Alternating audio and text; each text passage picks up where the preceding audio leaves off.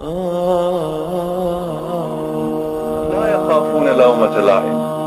از ملامتی ملامتگری خوف ندارن، به این معنی که هستن کسایی که اینا را ملامت میکنن. ملامت میکنن که سابق مردم چی که تو شما را میکنن، چرا حیف جوانیتان نکده خود میکشید.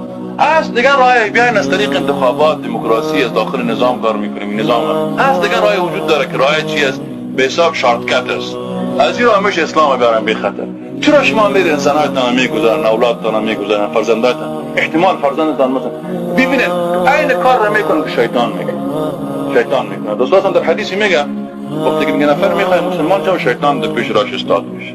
برش میگه تو میخوای مسلمان شوی، دین آبا و اجداد رو بگذاری، مسخره کل مردم شوی، مردم علیه چی بگیرن؟ خب این مسلمان میشه. وقتی که مسلمان شد طبیعی ضرورت به هجرت پیدا میکنه، باید از این منطقه هجرت کنه.